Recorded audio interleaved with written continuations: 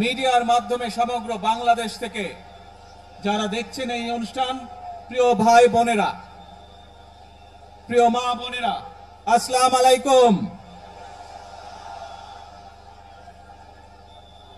প্রিয় ভাই বোনেরা, আজ প্রথমেই আমি রব্বুল আলামিনের দরবারে হাজারো লক্ষ কোটি শুকরিয়া জানাতে চাই। রব্বুল আলামিনের অশেষ রহমতে আজ আমি আমার প্রিয় মাতৃভূমিতে ফিরে আসতে পেরেছি আপনাদের দোয়ায়, আপনাদের মাঝে। প্রিয় ভাই বোনেরা, আমাদের এই প্রিয় মাতৃভূমি 1971 সালে লাখো শহীদের রক্তের বিনিময়ে অর্জিত হয়েছিল। ঠিক একইভাবে 75-এ আবার 7ই নভেম্বর আধিপত্যবাদীদের হাত থেকে রক্ষার জন্য সেদিন সিপাহী জনতার বিপ্লবের মাধ্যমে আধিপত্যবাদের হাত থেকে দেশকে রক্ষা করা হয়েছিল। একইভাবে পরবর্তীতে 90-এর স্বৈরাচারের বিরুদ্ধে এদেশের জনগণ, এদেশের খেটে খাওয়া মানুষ তাদের গণতান্ত্রিক অধিকারকে ছিনিয়ে এনেছিল। কিন্তু তারপরেও ষড়যন্ত্রকারীদের ষড়যন্ত্র থেমে থাকেনি। আমরা তারপর দেখেছি 2024 সালে, 71 সালে এই দেশের মানুষ যেমন স্বাধীনতা অর্জন করেছিল, 2024 সালে এদেশের ছাত্র জনতা সহ সর্বস্তরের মানুষ, কৃষক, শ্রমিক, গৃহবধূ, নারী, পুরুষ, মাদ্রাসার ছাত্র সহ দল মত নির্বিশেষে, শ্রেণী পেশা নির্বিশেষে সকল মানুষ সেদিন 2024 সালের 5ই আগস্ট এই দেশের স্বাধীনতা এবং সার্বভৌমত্বকে রক্ষা করেছিল। প্রিয় ভাই বোনেরা, আজ বাংলাদেশের মানুষ কথা বলার অধিকার ফিরে পেতে চায়, তারা তাদের গণতান্ত্রিক অধিকার ফিরে পেতে চায়। বাংলাদেশের মানুষ চায় তারা তাদের যোগ্যতা অনুযায়ী ন্যায্য অধিকার পাবে। প্রিয় ভাই বোনেরা, আজ আমাদের সময় এসেছে সকলে মিলে দেশ গড়ার। এই দেশে যেমন পাহাড়ের মানুষ আছে, এই দেশে একইভাবে সমতলের মানুষ আছে। এই দেশে মুসলমান, বৌদ্ধ, খ্রিস্টান, হিন্দু সহ বিভিন্ন ধর্মের মানুষ বসবাস করে। আমরা চাই সকলে মিলে এমন একটি বাংলাদেশ গড়ে তুলব আমরা, যেই বাংলাদেশের স্বপ্ন একজন মা দেখেন, অর্থাৎ একটি নিরাপদ বাংলাদেশ আমরা গড়ে তুলতে চাই। যে বাংলাদেশে একজন নারী, একজন পুরুষ, একজন শিশু যেই হোক না কেন নিরাপদে ঘর থেকে বের হলে নিরাপদে ইনশাআল্লাহ ঘরে আবার ফিরে আসতে পারে। প্রিয় ভাই বোনেরা, এই দেশের জনসংখ্যার অর্ধেক নারী, 4 কোটিরও বেশি তরুণ প্রজন্মের সদস্য, 5 কোটির মতন শিশু, 40 লক্ষের মতন প্রতিবন্ধী মানুষ রয়েছেন, কয়েক কোটি কৃষক, শ্রমিক রয়েছেন। এই মানুষগুলোর একটি প্রত্যাশা আছে এই রাষ্ট্রের কাছে, এই মানুষগুলোর একটি আকাঙ্ক্ষা আছে এই দেশের কাছে। আজ আমরা সকলে যদি ঐক্যবদ্ধ হই, আজ আমরা যদি সকলে প্রতিজ্ঞাবদ্ধ হই, তাহলে আমরা এই লক্ষ কোটি মানুষের সেই প্রত্যাশাগুলো পূরণ করতে পারি ইনশাআল্লাহ।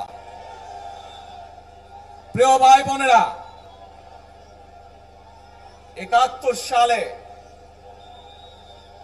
আমাদের শহীদরা নিজের জীবন উৎসর্গ করেছিলেন এই রকম একটি বাংলাদেশ গঠনের জন্য। বিগত 15 বছর স্বৈরাচারের বিরুদ্ধে শত শত হাজারো গুম খুনের শিকার হয়েছে শুধু রাজনৈতিক দলের সদস্য নয়, নিরীহ মানুষের প্রতিবাদ করতে গিয়ে অত্যাচার নির্যাতনের শিকার হয়েছে, জীবন দিয়েছে। 2024 সাল মাত্র সেদিনের ঘটনা। কিভাবে আমরা দেখেছি আমাদের তরুণ প্রজন্মের সদস্যরা কিভাবে নিজের জীবন উৎসর্গ করেছে দেশের এই স্বাধীনতা এবং সার্বভৌমত্বকে রক্ষা করার জন্য। প্রিয় ভাই বোনেরা, কয়েকদিন আগে এই বাংলাদেশের 24-এর আন্দোলনের এক সাহসী প্রজন্মের এক সাহসী সদস্য ওসমান হাদিকে হত্যা করা হয়েছে। ওসমান হাদি শহীদ হয়েছে। প্রিয় ভাই বোনেরা, ওসমান হাদি চেয়েছিল এই দেশের মানুষের জন্য গণতন্ত্র প্রতিষ্ঠিত হোক, এই দেশের মানুষের গণতান্ত্রিক অধিকার প্রতিষ্ঠিত হোক, এই দেশের মানুষ তাদের গণতান্ত্রিক এবং অর্থনৈতিক অধিকার ফিরে পাক। আজ 24-এর আন্দোলনে যারা শহীদ হয়েছেন, ওসমান হাদি সহ 71-এ যারা শহীদ হয়েছেন, বিগত স্বৈরাচারের সময় বিভিন্নভাবে খুন গুমের শিকার হয়েছেন, এই মানুষগুলোর রক্তের ঋণ যদি শোধ করতে হয়, আসুন আমরা আমাদের সেই প্রত্যাশিত বাংলাদেশ গড়ে তুলব, যেখানে আমরা সকলে মিলে কাজ করব, যেখানে আমরা সকলে মিলে আমাদের প্রত্যাশিত বাংলাদেশকে গড়ে তুলব। প্রিয় ভাই বোনেরা, বিভিন্ন আধিপত্যবাদ শক্তির গুপ্তচরেরা বিভিন্নভাবে ষড়যন্ত্রে এখন লিপ্ত রয়েছে। আমাদেরকে ধৈর্যশীল হতে হবে, আমাদেরকে ধৈর্য ধারণ করতে হবে। বিশেষ করে তরুণ প্রজন্মের যে সদস্যরা আছেন, আপনারাই আগামী দিন দেশকে নেতৃত্ব দিবেন, দেশকে গড়ে তুলবেন। এই দায়িত্ব তরুণ প্রজন্মের সদস্যদেরকে আজ গ্রহণ করতে হবে, যাতে করে এই দেশকে আমরা সুন্দরভাবে গড়ে তুলতে পারি। শক্ত ভিত্তির উপরে, গণতান্ত্রিক ভিত্তি, শক্তিশালী অর্থনৈতিক ভিত্তির উপরে যাতে এই দেশকে আমরা গড়ে তুলতে পারি। প্রিয় ভাই বোনেরা, আমার সাথে আজকে মঞ্চে এখানে বহু জাতীয় নেতৃবৃন্দ বসে আছেন। আসুন আজকে আমরা দুহাত তুলে আল্লাহর দরবারে দোয়া করে আল্লাহর রহমত আমরা চাই। যে সকল জাতীয় নেতৃবৃন্দ এই মঞ্চে আছেন, মঞ্চের বাইরে যে সকল জাতীয় আরো নেতৃবৃন্দ আছেন, আমরা সকলে মিলে এই দেশকে নেতৃত্ব দিয়ে আমাদের বাংলাদেশের জনগণের প্রত্যাশিত সেই বাংলাদেশকে আমরা গড়ে তুলতে চাই। আমাদেরকে যে কোনো মূল্যে আমাদেরকে এই দেশের শান্তি শৃঙ্খলা রক্ষা করতে হবে। যে কোনো উস্কানির মুখে আমাদেরকে ধীর শান্ত থাকতে হবে। প্রিয় ভাই বোনেরা, আমরা দেশের শান্তি চাই, আমরা দেশের শান্তি চাই, আমরা দেশের শান্তি চাই।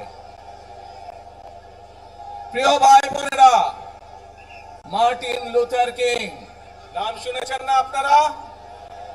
নাম শুনেছেন তো আপনারা? মার্টিন লুথার কিং, তার একটি বিখ্যাত ডায়লগ আছে, আই হ্যাভ এ ড্রিম। আজ এই বাংলাদেশের মাটিতে দাঁড়িয়ে আপনাদের সকলের সামনে আমি বলতে চাই, বাংলাদেশ জাতীয়তাবাদী দলের একজন সদস্য হিসাবে আপনাদের সামনে আমি বলতে চাই, I have a plan for the people of my country, for my country. আজ এই পরিকল্পনা দেশের মানুষের স্বার্থে, দেশের উন্নয়নের জন্য, দেশের মানুষের ভাগ্যের পরিবর্তনের জন্য যদি সেই প্ল্যান, সেই কার্যক্রম, সেই পরিকল্পনাকে বাস্তবায়ন করতে হয়, প্রিয় ভাই বোনেরা, এই জনসমুদ্রে যত মানুষ উপস্থিত আছেন, এই সারা বাংলাদেশে গণতন্ত্রের শক্তি যত মানুষ উপস্থিত আছেন, প্রত্যেকটি মানুষের সহযোগিতা আমার লাগবে। প্রত্যেকটি মানুষের সহযোগিতা আমাদের লাগবে। আপনারা যদি আমাদের পাশে থাকেন, আপনারা যদি আমাদেরকে সহযোগিতা করেন, ইনশাআল্লাহ আমরা আই হ্যাভ এ প্ল্যান বাস্তবায়ন করতে সক্ষম হব। আসুন আমরা আল্লাহ রাব্বুল আলামিনের দরবারে হাত তুলে প্রার্থনা করি, আমরা যেন হে রব্বুল আলামিন, হে একমাত্র মালিক, হে একমাত্র পরওয়ারদিগার, হে একমাত্র রহমত দানকারী, হে একমাত্র সাহায্যকারী, আজ আপনি যদি আমাদেরকে রহমত দেন, তাহলে আমরা এই দেশের মানুষ কঠোর পরিশ্রম করার মাধ্যমে আমাদের প্রত্যাশিত বাংলাদেশকে গড়ে তুলতে পারবো। আজ যদি আল্লাহর রহমত এই দেশ এবং এই দেশের মানুষের পক্ষে থাকে, আল্লাহর সাহায্য, আল্লাহর দয়া এই দেশের মানুষের উপরে, এই দেশের উপরে থাকে, ইনশাআল্লাহ আমরা আমাদের প্রত্যাশিত বাংলাদেশ গড়ে তুলতে সক্ষম হব। প্রিয় ভাই বোনেরা, আজ আসুন আমরা সকলে মিলে প্রতিজ্ঞা করি, আমরা সকলে মিলে প্রতিজ্ঞা করি যে ইনশাআল্লাহ আগামী দিনে দেশ পরিচালনার দায়িত্বে যারা আসবে, আমরা সকলে নবী করিম সাল্লাল্লাহু আলাইহি সাল্লামের যে ন্যায়পরায়ণতা, সেই ন্যায়পরায়ণতার আলোকে আমরা দেশ পরিচালনার সর্বোচ্চ চেষ্টা করব। প্রিয় ভাই বোনেরা, আজ আপনারা জানেন এখান থেকে আমি আমার মা দেশনেত্রী খালেদা জিয়ার কাছে যাব। এই একটি মানুষ, যে মানুষটি এই দেশের মাটি, এই দেশের মানুষকে নিজের জীবনের থেকেও বেশি ভালোবেসেছেন। তার সাথে কি হয়েছে আপনারা প্রত্যেকটি মানুষ সে সম্পর্কে অবগত আছেন। সন্তান হিসাবে আপনাদের কাছে আমি চাইবো, আজ আল্লাহর দরবারে আপনারা দোয়া করবেন যাতে আল্লাহ ওনাকে তৌফিক দেন, উনি যাতে সুস্থ হতে পারেন। প্রিয় ভাই বোনেরা, সন্তান হিসাবে আমার মন আমার মায়ের বিছানার পাশে পড়ে আছে সেই হাসপাতালের ঘরে, কিন্তু সেই মানুষটি যাদের জন্য জীবনকে উৎসর্গ করেছে, অর্থাৎ আপনারা এই মানুষগুলোকে, যাদের জন্য দেশনেত্রী খালেদা জিয়া জীবন উৎসর্গ করেছেন নিজের জীবন, সেই মানুষগুলোকে আমি কোনোভাবেই ফেলে যেতে পারি না। এবং